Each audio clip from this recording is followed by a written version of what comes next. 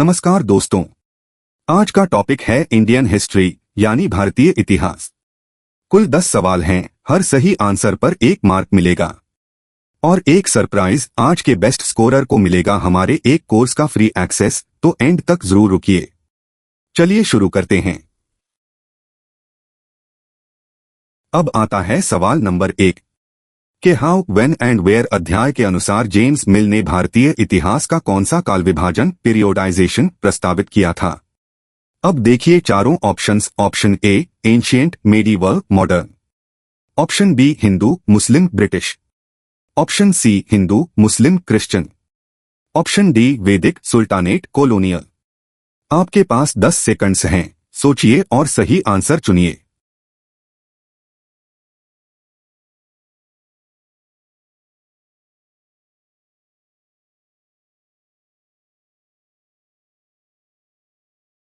तो इसका correct answer है ऑप्शन बी यानी हिंदू, मुस्लिम, ब्रिटिश।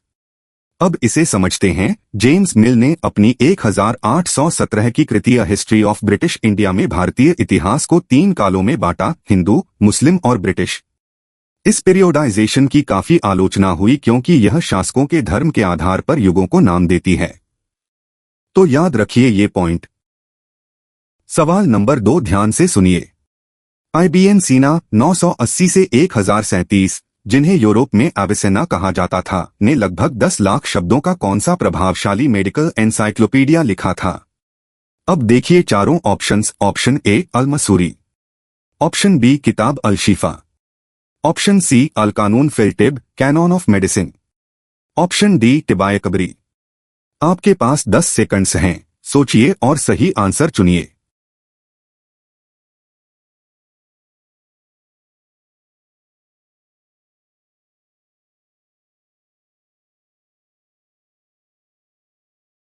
तो इसका करेक्ट आंसर है ऑप्शन सी यानी अल कानून फिल तिब, कैनॉन ऑफ मेडिसिन।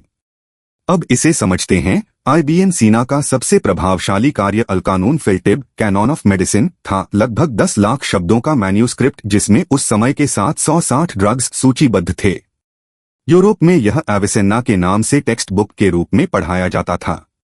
तो याद रखिए ये पॉइंट। अगला सवाल नंबर 3 कि क्लास 10 नेशनलिज्म इन इंडिया अध्याय के अनुसार नॉन कोऑपरेशन मूवमेंट किस वर्ष शुरू हुआ था।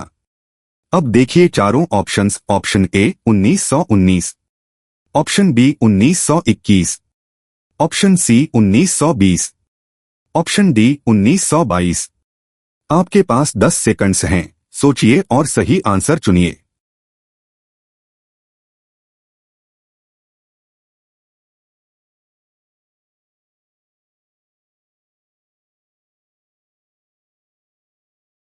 तो इसका करेक्ट आंसर है ऑप्शन बी यानी 1921।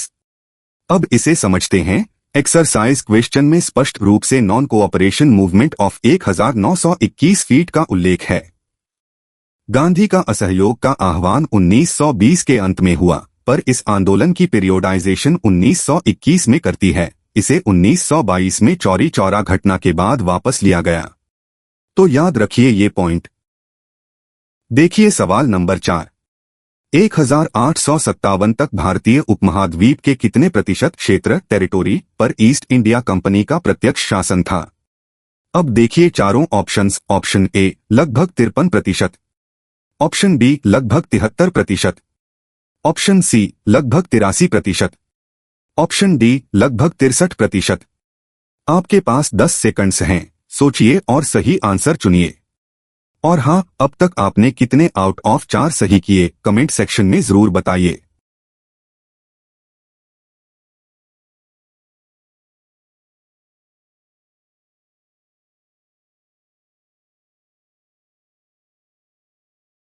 तो इसका करेक्ट आंसर है ऑप्शन डी यानी लगभग 63%।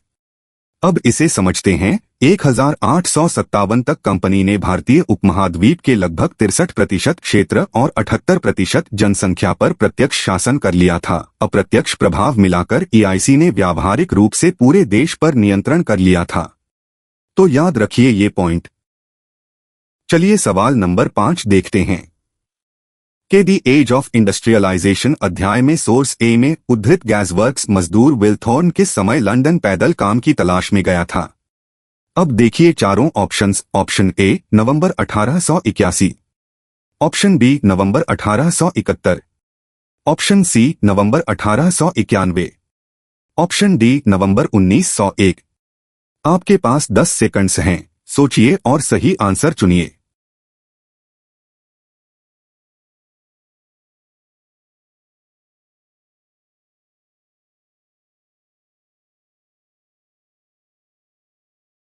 तो इसका करेक्ट आंसर है ऑप्शन ए यानी नवंबर 1881।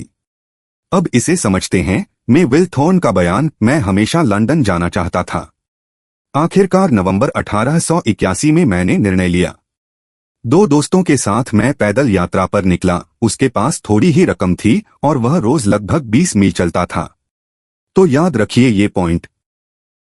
अब आता है सवाल नंबर 6। मार्टिन लूथर ने कैथोलिक चर्च की प्रैक्टिसेस की आलोचना करने वाली अपनी प्रसिद्ध 95 थीसिस किस वर्ष लिखी थी। अब देखिए चारों options. Option A 1417, option B 1617, option C 1517, option D 1717। आपके पास 10 सेकंड्स हैं, सोचिए और सही आंसर चुनिए।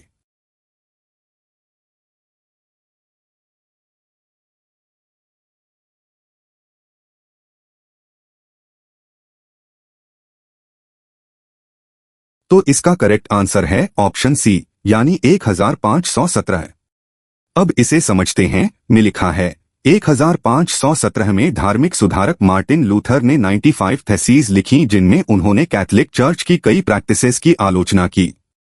यह घटना प्रोटेस्टेंट रिफॉर्मेशन की शुरुआत मानी जाती है और प्रिंटिंग प्रेस के कारण व्यापक रूप से फैली। तो याद रखिए ये पॉइंट।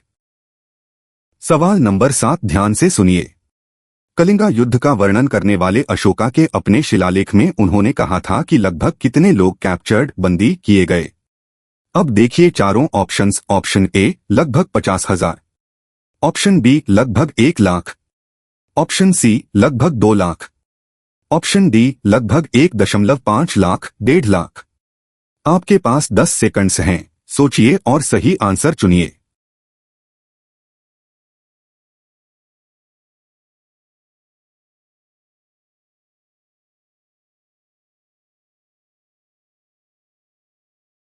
तो इसका करेक्ट आंसर है ऑप्शन डी यानी लगभग 1.5 लाख, 1.5 लाख।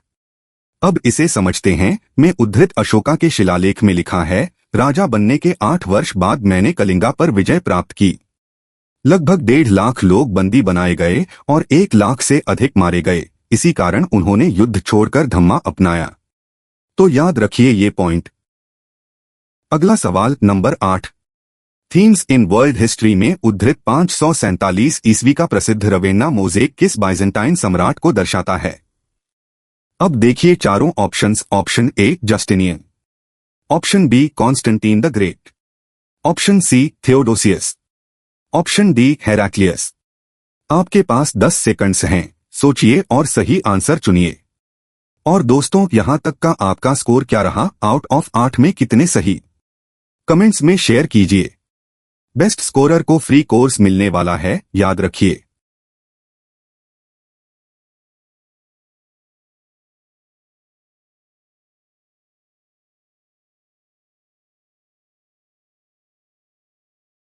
तो इसका करेक्ट आंसर है ऑप्शन ए यानी जस्टिनियन। अब इसे समझते हैं। में लिखा है, mosaic at Ravenna 547 CE emperor Justinian को दर्शाता है। जस्टिनियन 527 से 565 सीई रोमन लॉ के कॉडिफिकेशन, कॉर्पस जुरिस सिविलिस और पूर्व पश्चिमी रोमन एम्पायर के कुछ भाग पुनः जीतने के लिए प्रसिद्ध हैं। तो याद रखिए ये पॉइंट। देखिए सवाल नंबर 9। मंगोल शासन में सिल्क राउट पर सुरक्षित यात्रा के लिए यात्रियों को दिया जाने वाला पास पर्शियन में किस नाम से जाना जाता था। अब देखिए चारों ऑप्शंस। ऑप्शन ए जेरिज, ऑप्शन बी बज, ऑप्शन सी पैजा, ऑप्शन डी तरखान। आपके पास 10 सेकंड्स हैं, सोचिए और सही आंसर चुनिए।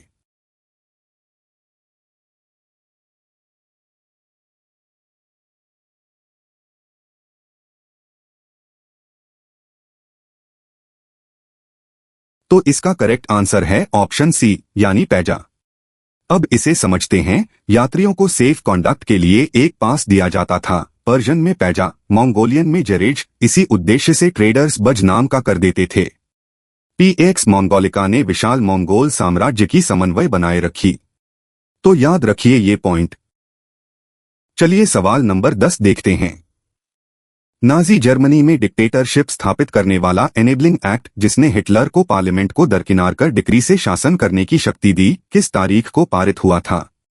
अब देखिए चारों ऑप्शंस। ऑप्शन ए 30 जनवरी 1933, option B 3 March 1933, option C 28 फरवरी 1933, ऑप्शन डी 1 अप्रैल 1933। आपके पास 10 सेकंड्स हैं, सोचिए और सही आंसर चुनिए।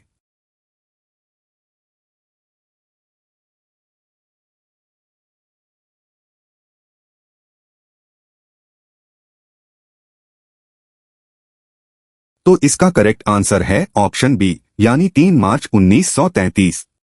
अब इसे समझते हैं। का क्रम है 30 जनवरी 1933 को हिंडनबर्ग ने हिटलर को चांसलरशिप दी। 28 फरवरी 1933 के फायर डिक्री ने नागरिक अधिकार निलंबित किए और 3 मार्च 1933 को एनेबलिंग एक्ट पारित होकर जर्मनी में डिक्टेटरशिप स्थापित हो गई।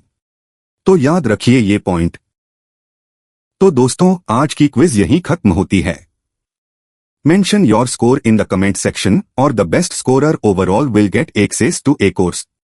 तो अपना स्कोर कमेंट में जरूर लिखिए। आउट ऑफ 10 में कितने सही हुए। वीडियो पसंद आई तो लाइक, शेयर और चैनल को सब्सक्राइब कर लीजिए। मिलते हैं कल नए टॉपिक के साथ।